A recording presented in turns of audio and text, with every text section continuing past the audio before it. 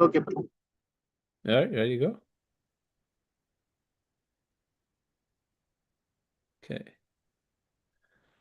Om Timirandhasya Gyananjana Shalakaya Chakshur Unlitam Yena Tasmai Shri Guruve Namaha Shri Chaitanya Manobhishtam Sthapitam Yena Bhutale Swayam Rupa Kadamayam Dadate Swapadantikam Vanchakalpatarubhishya Kripa Sindhubhya Evacha Patitanam Pavanebhyo Vaishnavebhyo Namo Namaha Jai Shri Krishna Chaitanya Prabhu Nityananda Shri Advaita Gadadhar Shivasadi Gaur Bhaktavinda Hare Krishna Krishna Krishna Hare Hare Hare Rama Rama Rama Hare Hare.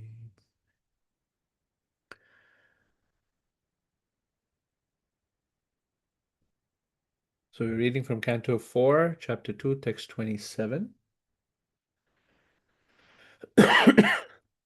Om Namo Bhagavate Vasudevaya Om Namo Bhagavate Vasudevaya Om Namo Bhagavate Vasudevaya Tasyevam vadata shapam shrutva dvija kulaya vai Bhrigu pratyasrajat shapam brahmadandam duratyayam. Translation: When all the hereditary brahmanas were thus cursed by Nandishvara, the sage Bhrigu, as a reaction, condemned the followers of Lord Shiva with this very strong Brahmanical curse. Actually, it's curses, not just curse, because we see in the following verses so many things he says about the followers of Lord Shiva. It's pretty stark, jarring, strong. Purport by Shiprabhupada. The word Duratyaya is particularly used in reference to Brahmadanda, or curse by a Brahmana. A curse by a Brahmana is very strong. Therefore, it is called Duratyaya, or insurmountable. As the Lord states in Bhagavad Gita, the stringent laws of nature are insurmountable. Similarly, if a curse is uttered by a Brahmana, that curse is also insurmountable. But Bhagavad Gita also says that the curses or benedictions of the material world are, after all, material creations. The Chaitanya Chaitamrita confirms that which is accepted in the material world to be a benediction and that which is taken to be a curse are both on the same platform because they are material. To get out of the material contamination, one should take shelter of the Supreme Personality of Godhead, as recommended in Bhagavad Gita 7:14. Mameva ye prapadyante mayame tarantite. The best path is to transcend all material curses and benedictions and take shelter of the Supreme Lord Krishna and remain in a transcendental position. Persons who have taken shelter of Krishna, persons who have taken shelter of Krishna are always peaceful. They are never cursed by anyone, nor do they attempt to curse anyone. That is a transcendental position. So Acharyas have very little to say in this particular verse, which Srila Prabhupada has kindly offered us a substantial purport here. What's going on, the context of this verse is where it's a bit of a cesspool of curses and counter curses. It all started at the beginning of the chapter with Daksha being presented in front of the assembly of Brahmanas and others, including Lord Brahma and Lord Shiva. And except for Lord Brahma and Lord Shiva, everybody else stood up to receive Daksha. Daksha, because of envy in his heart towards Lord Shiva, he didn't like him. We have to be very careful about this. envy thing, even it's in a dormant condition and it's not fully expressed, it can it can grow into something very big. In fact, when you study the Mahabharata, the entire fight that happens, which led to millions of people dying in the Kurukshetra war, it all, where's the root? When you look at the root cause, do a root cause analysis, you come down to the root of envy within the heart of Duryodhana. That root of envy was seeded way back when he was a little child, and in fact, in his previous births, probably. But as a little child, he had this envy towards Bhima because Bhima was stronger than him. And that just grew and grew and grew and grew with various different circumstances to the point he completely rejected his own family members, his cousins, in such a despicable manner. But Krishna, even Krishna couldn't help the situation. Krishna tried to be a mediator, and the envy of Duryodhana was just seething. It was overflowing, it was bubbling of envy by that point. And so that envy caused so much grief. And here we see in this chapter, it's escalating. Right now, it's escalating. What's the escalation? We see this particular verse we're reading is uh, having heard the curses of Nandishvara towards the Brahmanas who were silent in the assembly, the Brahmanas are triggered. They get triggered. Their retaliatory mood becomes triggered. They become feisty and they react to this curse is coming from Nandishvara and it's coming from a bull. So the Brahmanas can't take it. Their need for respect is completely unmet. And they just give it back to him and to the followers of Lord Shiva. And they curse and counter curse. And it gets escalated and it gets escalated. And Lord Shiva leaves. Ultimately, Daksha loses his head, gets a goat's head, becomes humbled and offers obeisances to Lord Shiva. Where does it all start? It all starts with this thing called envy. We can see even any community in Vaishnava society when there's very strong party spirit, when you have this group versus that group. It seems like it's a huge, big deal when you have these two warring factions.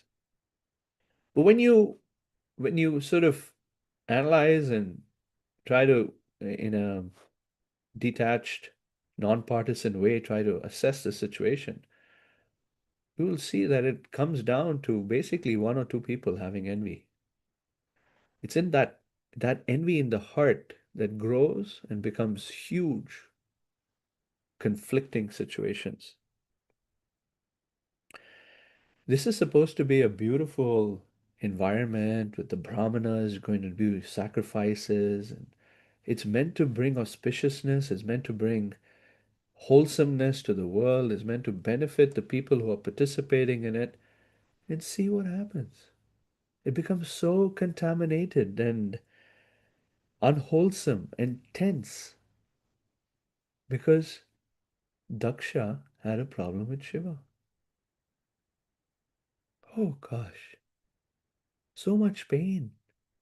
Sati hasn't died yet, but she dies. I mean, it talks about her dying previously, but she's in the future of the narration of the Bhagavatam. She kills herself. Gosh, just the sequence of events as you see what happens. Ideally, we are meant to identify this root of envy within our heart and let go of it. It's hard to let go of envy. It's in fact the root cause for material existence. But it's that envy that Daksha had towards Shiva that caused just a sequence of events that just escalated as we're seeing here. Even Brahmanas like Bhrigu Muni, in fact, Bhrigu Muni is a person who tested, right? Who is greater, Brahma, Shiva, or Vishnu? Such an elevated soul that he could enter straight into the chambers of Lord Lord Vishnu to kick him in the chest. That's the caliber of Bhrigu Muni, that he could do that. And here we see Bhrigu Muni hearing the curse of Nandishvara gets sets off in a reactionary mood and curses back. Part of the lesson here is to recognize that Nandishvara, Prabhupada explains, Nandishvara was actually in the right. Nandishvara saw that his master, Lord Shiva, has been spoken of in such derogatory terms by Daksha, calling him monkey and things like that. Just so terrible. So as a follower of Shiva, you love Shiva, he's your master, he's taken care of you like a father, and someone speaks like that about him? It's natural to get angry. It's natural to um, react in such a situation and curse. And Nandishwara's, by that time, Daksha spoke all his nonsense and he left. The Brahmanas were still there. Nandishwara's problem was with the Brahmanas, that you are elevated souls, you're sitting there, you're hearing this nonsense, and you didn't do anything? How dare you? And then he just lets it rip. So Prabhupada's point is that Nandishvara is in the right and he's in the wrong. He's in the right that Nandishvara recognized that my master is being insulted, I can't take it, this is not okay. That is devotion. Yes, to feel angry that your master, Krishna or Krishna's devotee, is being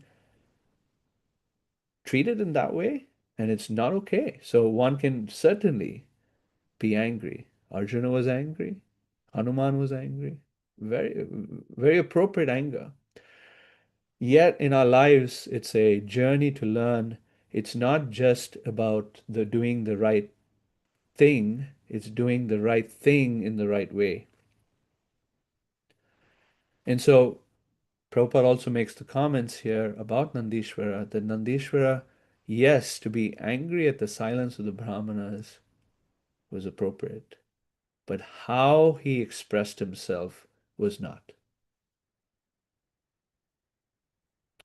It's a fine line. It's a balance to know how what to do, like the right thing, but has to be in the right way. This delicate balance is a lesson that we learn early in the Bhagavatam in the seventh chapter of the first canto, where Arjuna is asked to kill Ashwatthama. On one side, you have Krishna and Bhima saying, "Kill Ashwatthama." Krishna himself telling Arjuna, "Kill Ashwatthama." And on the other side, his wife, Draupadi, and Yudhishthira saying, "Don't kill Ashwatthama." Just think about his mother, what his mother's going to experience. So you have this contradictory message. What does Arjuna do? What's a good devotee like Arjuna to do? Because it's very conflicting. You're getting two perspectives and they seem contradictory and opposites. Yet because of the refinement of Arjuna and connection with Supersoul, he was able to walk that fine line of knowing how to do the right thing, not just the right thing, but how to do it the right way. So what he did in the case of Ashwatthama is he cut off his hair. Completely, basically embarrassed him to a point that Ashwatthama walked away in shame, feeling if he had killed me, that would have been better.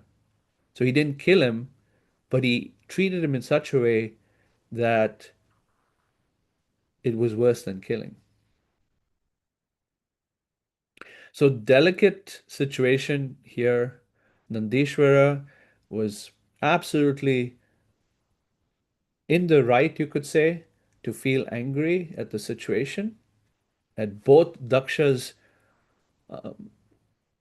undeserved cursing and the silence of the Brahmanas, not correcting Darsha, not doing anything about it.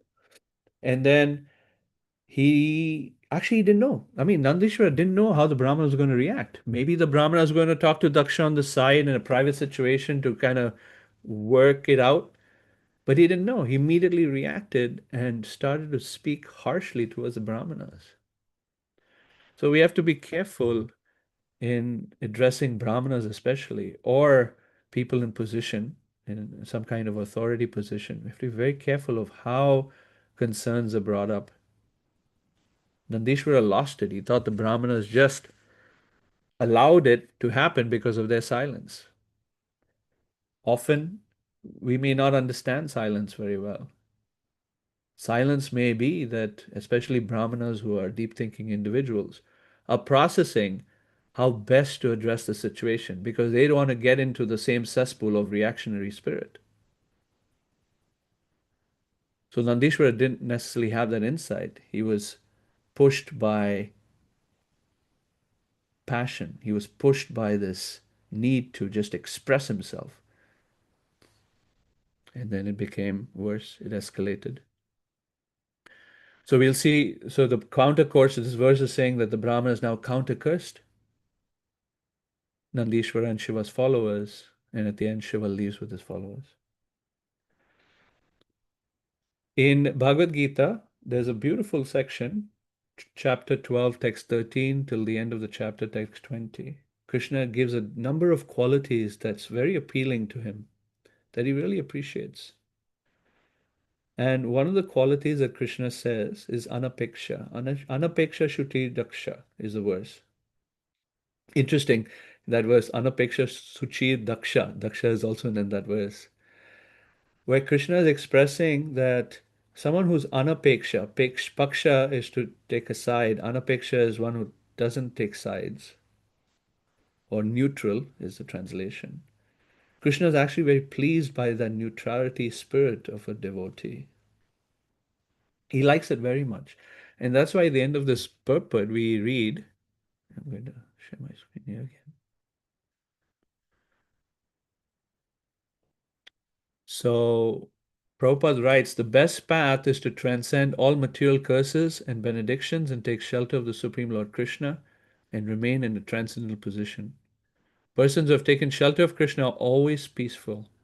They never cursed by anyone, nor do they attempt to curse anyone. This is the transcendental position.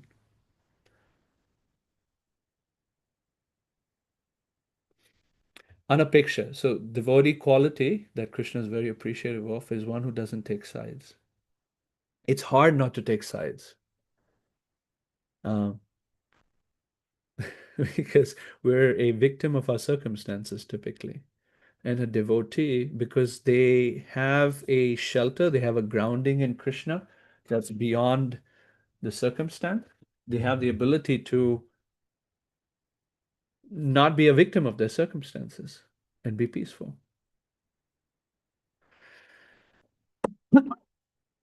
That's a transcendental position. In another section of the Bhagavatam, we see such cursing happening, yet that situation does not escalate. It's different. It could have very well escalated, where Chittaketu, out of friendship, it wasn't out of envy, like here Daksha is out of envy speaking to Lord Shiva. In there, Chittaketu is out of envy, not out of envy, but speaking out of friendliness to Lord Shiva and admiration of how Lord Shiva is able to keep Parvati on his lap and yet not get disturbed in the group, in a association of sages. So there again, Lord Shiva is involved. There again, a group of brahmanas and sages are involved.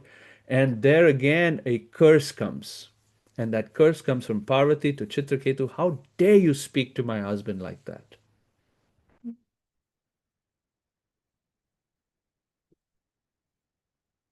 She thought he was being um, derogatory. She thought he was being, putting him down. She thought he was coming from a place of envy. When in reality, Chitraketu was in a transcendental position, appreciating the friendship with Lord Shiva. And so, how Chitraketu dealt with it there was very beautiful. not only did the situation not escalate with a counter curse or anything like that, but the situation became completely diffused. Because, as you can imagine, when someone curses in a very pleasant environment, when there's ill feeling in a pleasant environment, the whole situation, the whole environment becomes tense, uncomfortable. People don't know what to do. In work, for example, I've had many meetings where you'll see all of a sudden somebody says something that is just off the off the charts crazy or um, mean or something like that, or just retaliatory. And then the whole energy of the meeting becomes tense and somber and uncomfortable. And so you can imagine when Parvati cursed Chitraketu, the Brahmanas were just sitting there listening to this. Lord Shiva was there. They didn't say anything. Chitraketu came down from his Vimana that he was flying and just offered his very beautiful words of solace and acceptance to Parvati, accepting the curse with a humble heart, transcendental heart, saying that, this is just the flow of life, I accept it. And the Brahmanas who were in the assembly and Lord Shiva who in the assembly were just so happy to see this wonderful exchange between Chitraketu and Parvati, and the whole situation just calmed down and the tension was released. And Shiva then says, beautiful verse, very famous verse, he says, Parvati, do you see what a amazing personality Chitraketu is? And he makes the comment that uh, Narayana parasarve na kutaschana bibhyati swarga pavarga narakeshu apitulyartha darshanam. Such devotees who have Narayana para, they've taken shelter of Narayana, or the way I was saying it earlier, they're grounded, they have a grounding beyond circumstance. They feel a connection with Krishna that's so strong that nakutaschana bibhyati, they don't get scared about any situation. They're not fearful, and because they're not fearful, they're not reactionary. The root cause of being reactionary is fear. There's a course that I teach in through Karuna Care. It's called Escaping the Drama Triangle. And each role in the drama triangle, the victim, the persecutor, the rescuer, each role that perpetuates drama in one's life is based on anxiety or fear. And so, Nakutaschana Bibhyati, that such a devotee like Chitraketu didn't perpetuate drama. In fact, the drama that was started with the cursing of Parvati was subsided completely because of his fearlessness of Chitraketu. And then such a person, even if he's sent to hell, he's okay with it. Swarga, apavarga, narakeshu. If he goes to heaven, or if he's liberated, or if he goes to hell, apitulyartha dharshanam. He sees them all as the same. Shoo. What a what a position to be in. Completely undisturbed by curses.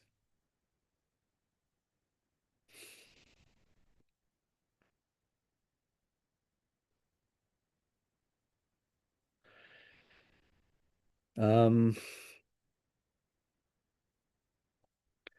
and one other point that's mentioned in the purport that I will bring up. So back to the purport, Prabhupada says that the Brahmana's curse, Duratyaya, is insurmountable. Right? That's the verse is saying it. Brahmadandam. Brahmadandam is the stick or the curse of the Brahmanas. Duratyayam is very hard to overcome. The the point is persons in power or persons that are in a higher social position as the Brahmanas, one must be very, very careful to deal with them. In the case of Shringi uh, and his son, so Shringi, he was the son of Shamik Rishi, when he cursed Maharaj Parikshit, he's the grandsons of the Pandavas, and he couldn't do anything. with that curse, because Duratyayam is very hard to overcome the curse of a Brahmana. Now, in our world today, we don't necessarily have curses that happen, or maybe they happen, we don't know about it. But what we don't want is we don't want the ill will of someone in a higher position, like a Brahmana, especially a Brahmana. Someone who's spiritually elevated, we don't want their ill will. There was one time Prabhupada said, was told by a devotee who left him in a very unpalatable way and said, Prabhupada, I want to take shelter of this other person. Please give me your blessings. And when Prabhupada read that message, it created ill will towards that devotee. I mean, of course, Prabhupada then went back and accepted him, but Prabhupada said, you have my blessings that you may never advance in Krishna consciousness. Shoo. You have my blessing that you never advance in Krishna consciousness. That was the extent of the ill will that he had invoked in Prabhupada at the time. So we should be very careful to not to invoke any kind of ill will, especially from Brahmanas towards us, because if there's ill will, that offense Krishna doesn't like. Duratyayam, it's very hard to overcome. And then Prabhupada very poetically infuses this message from the same verse, 7:14 of the Bhagavad Gita, where it says, uh, Devesha Gunamai Mama Maya Duratyaya, that material contamination or Maya is very hard to overcome, just as this Brahmadandam is very hard to overcome. Yet, through taking shelter of Krishna, Mameva ye prapadante, Maya metam tarantite. So, Nandishvara could have, while trying to protect Lord Shiva's integrity and honor, he could have dealt with it in a different way if he had taken full shelter of Krishna and been a little more peaceful than he was. Certainly, he was feeling angry, yeah, totally justified, but perhaps he could have addressed it in a more refined way, not to invoke the ill will of the Brahmanas, which then escalated the situation to a point where we see that Sati kills herself and Daksha gets a goat head, and so on and so forth. And Shiva becomes really angry. Virabhadra comes and he destroys the whole sacrifice that would happen later. Shoo, just a sequence of events that's so, in one sense, embarrassing and sad. And it's not like it only happened, many, many yugas ago, but it happens even today in our modern society, in our modern communities. I know I've seen it. I'm sure others here on the call or online have seen it. It happens. Escalation, by studying this, we can see how situations get escalated and what we can learn to de-escalate the situations and how to bring about peace as opposed to conflict. Intense, detrimental conflict. All right, I'll pause there and see if there are any comments or questions or reflections on this pastime that anyone would like to share.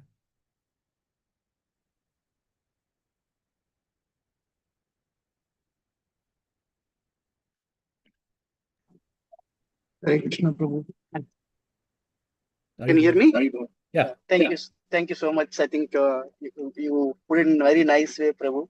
I mean, we were reading these verses, right, last few days. I mean, what Nandishwara did, I mean, because he should not be taking the whatever offense that has been done to Lord Shiva, right? So he's supposed to do something for that, but the way he did, right? I mean, I was thinking actually one of the purports Prabhupada said actually finds fault with Nandishwara because he was kind of uh, uh, cursing the whole Brahmana community. Yeah. Right? So I was kind of little thinking. I know the other day also we were discussing this, cursing those people who are there in that assembly because they're supposed to act on it, even though their master was right. I mean, like Taksha is. I don't want to say Taksha is their master, but Taksha did that. They're supposed to do. They did not act in a right way. The Brahmanas. So cursing them and the whole Brahmana community. I mean, the way that Nandishwara got in there, I think, I don't know if Prabhupada is finding not a right thing from that perspective. Is that what it is, or is it the way he did it also wrong? Because I think you mentioned what he did is okay, but the way he did it is not right, right? Not that And what also, he did was okay, but the mood of being angry mm, in the mood of protection or the mood of love, really. yeah, that's Because what, when you yeah. love, there's naturally going to be situations when your beloved is not treated in a way that you would like, and so you feel upset. And it's okay to feel upset. Absolutely okay to be upset. The question is how to express that mood of anger. That's really at the root here. Mm, So how Nandishwara addressed himself to the Brahmanas. You see, we don't know what's going on in other people's hearts. Like I said, I mean, it could be that the Brahmanas, especially people of the caliber of Bhrigu Muni and so forth, may be thinking of different ways to address the situation than how I would address it. I would immediately say, Daksha, you're a crazy fool. How can you be speaking like that to Shiva, etc., etc.? And Nandishwar and the followers may be wanting to see, I want to see that way of dealing with the situation. If you're not dealing with it that way, that means you're complicit to the activity and you yourself are culpable. You have arrived. But we don't know. Nandishwar doesn't know. The Brahmanas may be thinking, gosh, that was bad, and maybe we need to do something about it. But they may deal with it in their own time, in their own way, in perhaps a private setting. It is said to always praise in public and chastise in private. I believe that. Sometimes I'll see in WhatsApp groups we have chastising going on in public, and it's not okay. It's not wholesome. It brings more embarrassment and pain and escalates situations. So chastisement needs to happen ideally in private. Now the Brahmanas may be thinking that, but Nandishwara doesn't know what they're thinking, so he gets upset at all of them. mm, Dhruva did the same thing. A couple of yakshas uh, um, got really, they killed his brother, his stepbrother, and his stepmom, and Dhruva took out his anger on the entire yaksha community. So Ambhuva Manu came and calmed him down and said, "It's not the entire yaksha community. Don't take your anger out on all of them." So having that kind of guidance really helped him to adjust how to address himself with that feeling upset or the feeling anger that he had.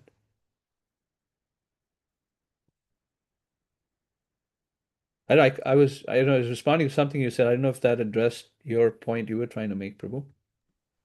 yeah, to think good that how the Brahmanas were thinking, of course, Nandishwara, I mean, not aware of it, right? Of course, we cannot read the other people's mind, especially these great personalities.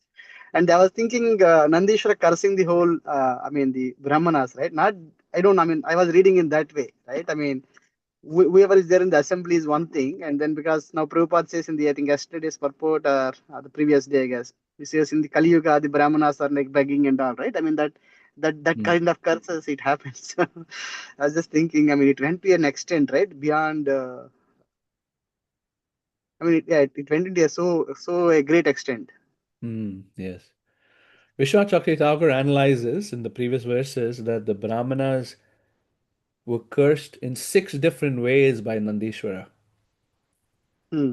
And the last one is what you said is that they will live by begging. And it's true, the Brahmanas, if you live a true Brahminical life, you have to live by begging.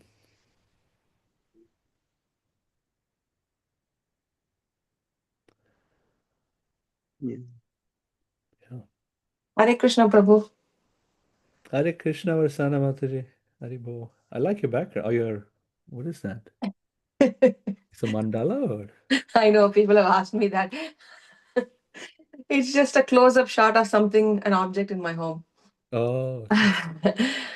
The question that came to my mind as you were speaking with Lakshmikant Prabhu was if the offense happens in a public, we've heard this even from Nityananda Prabhu's Ramayana classes, that the chastisement should happen in public, and praise should ideally it's good to praise people in a public forum, and chastisement in a private place.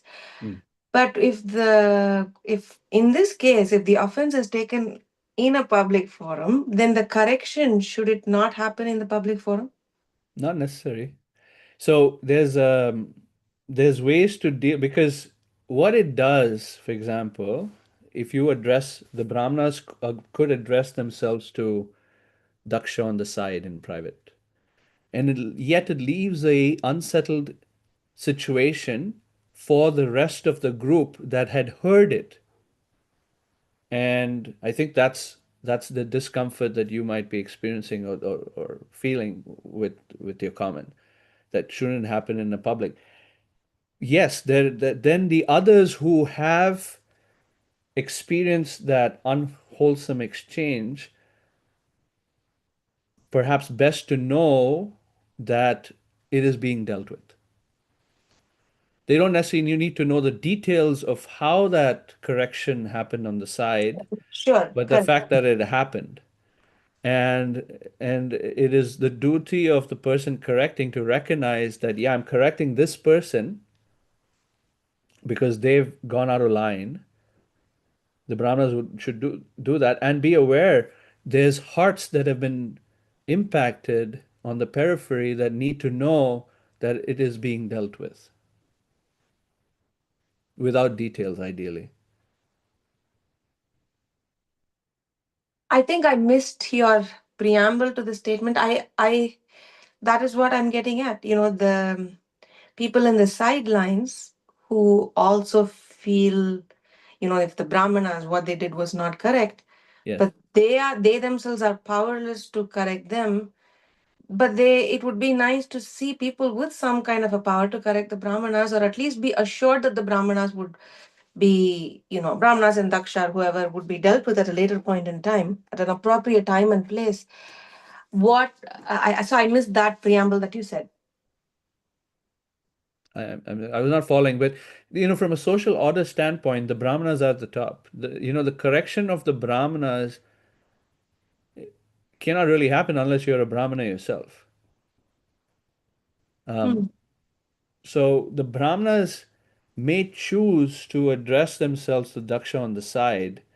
I guess the point I was making is the Brahmanas, Brahmanas are sensitive generally, and are sensitive that people on the periphery have heard this cursing happening by Daksha to Shiva, and ideally let people know either individually or on the side without necessarily even Daksha knowing that we're addressing it with Daksha. We're taking care of the situation.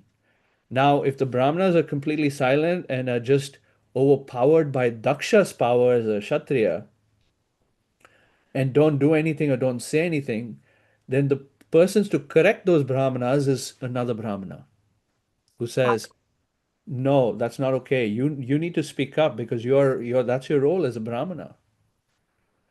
And the person who can correct a Brahmana is generally a thoughtful another Brahman.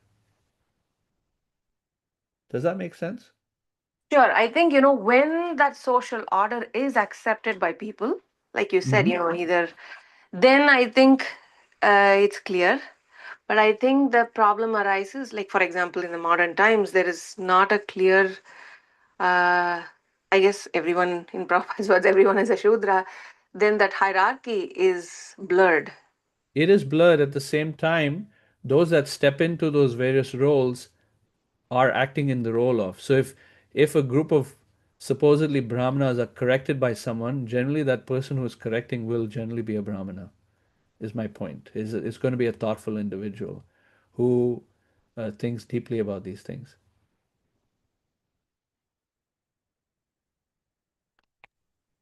Thank you, Prabhu.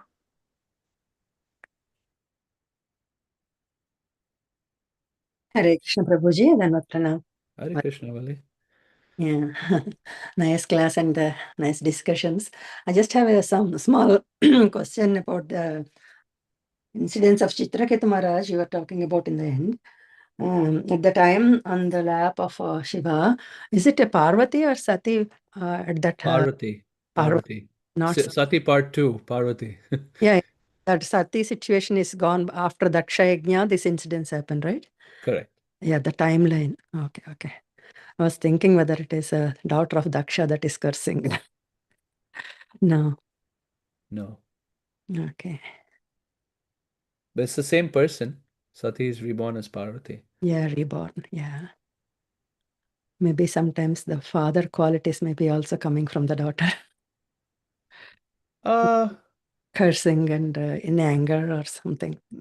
I wouldn't go that far. I think the way my understanding of that situation, Acharyas, the way they discuss it, is Parvati feels very protective about her husband. Yeah. And it's natural. Very natural for a woman to be protective about her husband. I mean, she's Sati. Her name is Sati, means chaste. And she became Parvati. And due to chastity, even if a lady who's chaste, very chaste, if she even scents a slight fragrance of insult or dishonor coming the way of her husband, she Yeah. gets triggered. And it's not okay. For her, it's just not okay because of the intense chastity. Just like Nandishwara here is so, I mean, he's a bull and he's been taken care of by Lord Shiva. So, can you imagine you're in a low-grade animal body and Lord Shiva has been so kind to me and taking care of me. So if someone speaks badly of Shiva, naturally you're going to feel this pain, intense pain in the heart. And you don't know what to do with that intense pain. And so Nandishwara, in that unfathomable deep pain, he just lets it rip. He has to, that pain needs to express itself, and so it comes out in this cursing of the Brahmanas. He would not do it normally, but how can someone speak like that to Shiva? Someone who has taken care of me and been so kind to me so naturally. So and then a chaste woman who feels similarly, or to some extent, to some degree, same with their husband and the shelter the husband provides, they will get upset. And Parvati got really upset. She misunderstood where Chitraketu was coming from. That's a different story. But her anger is understandable, very understandable. Mainly anger coming out of insult will be so much worse than any other anger. Also. Yes. Our need for respect as human beings is very strong. Yeah. As Mataji and you mentioned, mainly in the public, mainly when it happens. Yeah. Hare Krishna, thank you. Handling our emotions is a lesson of life that we all have to learn. And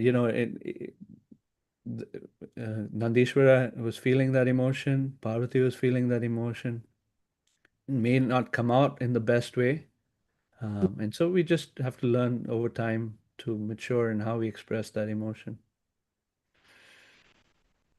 Otherwise, it can be very detrimental. We'll say and do things that causes escalation, causes more pain and problems in relationships, as we're seeing is happening here in this story. Okay. All right. Anything else, or should we end? Hare Krishna. All right. Thank you all very much. Srila Prabhupada ki jai. Grantaraj Srimad Bhagavatam ki jai. Take care. Haribol.